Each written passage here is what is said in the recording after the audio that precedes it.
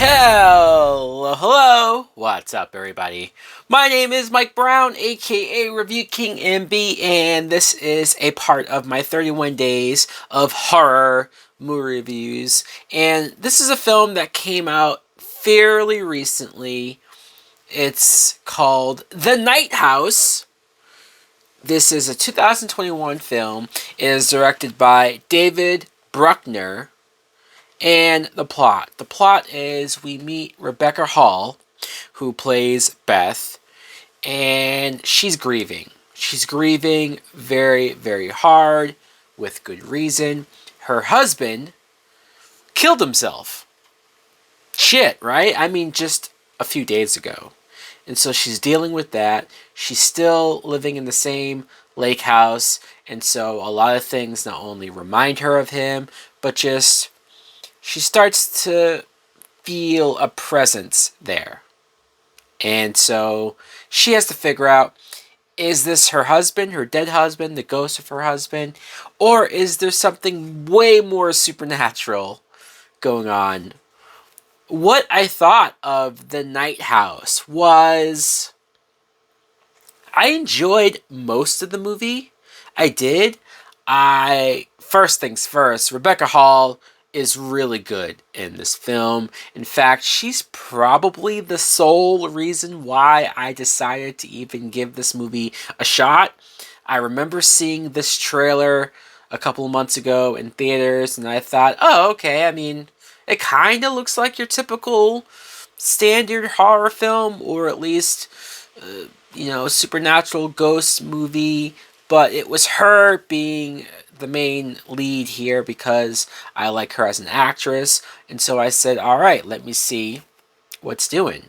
And I think as far as her performance goes, I'm glad that I saw the movie. I'm glad that I got to see her play this character that, man, she is going through it hard as far as dealing with her husband's suicide, blaming herself for it. There's a lot of scenes, especially one scene where she goes out to a bar with some coworkers and she just kind of lets it all out, her emotions, her feelings, and I'm just like, she is so damn good.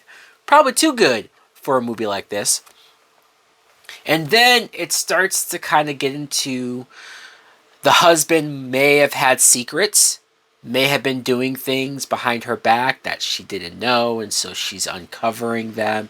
And now it's making her think twice about him and the relationship. And that's where I thought the movie was at its strongest.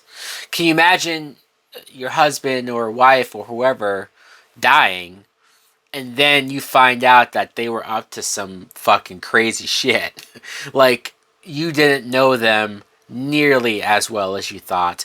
And so that's where I thought the movie was getting interesting. That's where I thought the movie was going in a direction that I was totally for.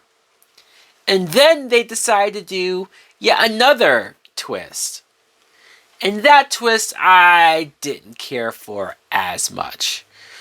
I don't. I'm even right now thinking about what they did, thinking about how they change things up, and I feel like I know why they did it, but I don't think that was the most interesting direction that this movie could have gone.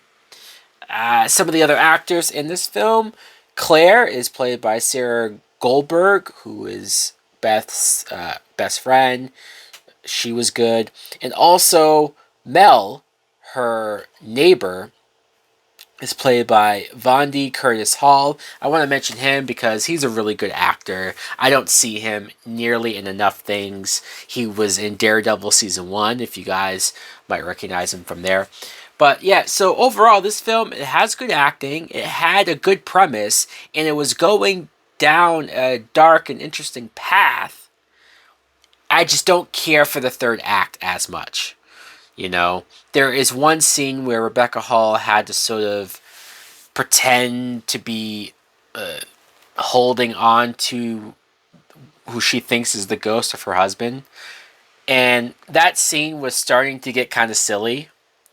And I feel like from that point on, for the rest of it, I wasn't as into the film. But not the worst movie, not terrible. So guys, let me know in the comments below, what do you think of The Night House, if you too saw it, or maybe you saw the trailer and it didn't interest you. Thanks for watching. Like, comment, subscribe. Later! Oh, yeah. Souls taken over by a devilish path. You got me walking on broken glass. Kicking down the door with a Jason mask. With a dead dumb machete, but you motherfuckers know it's heavy. Anytime you're ready, you can get you with a Bowie. Setting up to blow me, but the bitch don't know me. Who's going on?